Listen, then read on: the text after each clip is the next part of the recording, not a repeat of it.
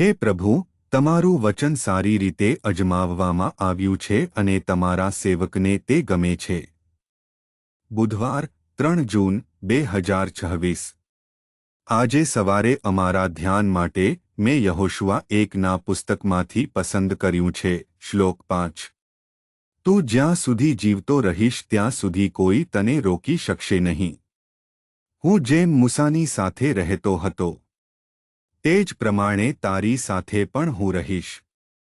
સુપ્રભાત મિત્રો. ઈશ્વરે તેમના લોકોને આપેલું વચન અને ખાતરી એ છે કે તે તેમને ક્યારેય છોડશે નહીં અથવા તેમને છોડશે નહીં. ચાલો આપણે આ શ્લોક પર ધ્યાન આપીએ. આજની સવારના ધ્યાનની થીમ છે, ભગવાન તમને ક્યારેય છોડશે નહીં.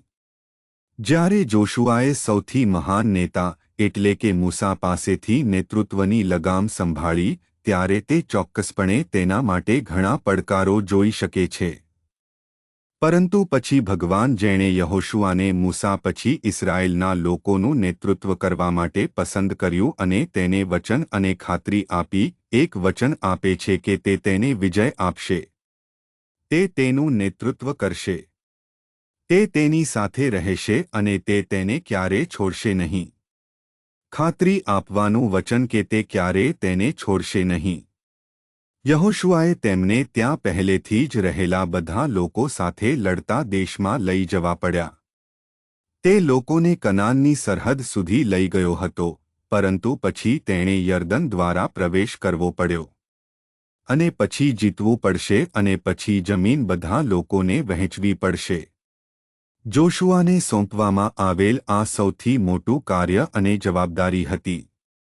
પરંતુ પછી ભગવાનની ખાતરી કે તે તેની સાથે રહેશે, તે તેને ક્યારેય છોડશે નહીં અથવા તેને છોડશે નહીં.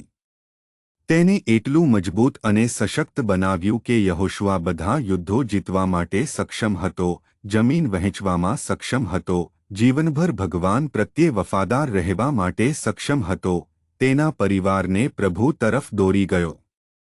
સાથીઓ, આપણે બધાએ આપણા જીવનમાં એક પરિસ્થિતિમાંથી પસાર થવું પડે છે.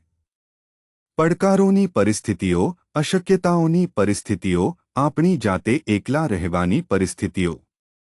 પરંતુ આપણે યાદ રાખવાની જરૂર છે કે તે ભગવાન તરફથી ખાતરી અને વચન છે કે તે આપણી સાથે છે અને તે આપણને ક્યારેય છોડશે નહીં.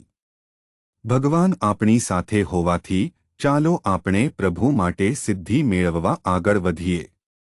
પ્રાર્થના. કૃપાળુ ભગવાન, સ્વર્ગીય પિતા, અમને સમજવામાં મદદ કરો કે તમે હંમેશા અમારી સાથે છો અને આગળ વધો અને તમારા મહિમા માટે વસ્તુઓ કરો. ખ્રિસ્તના નામે હું પ્રાર્થના કરું છું. આમીન.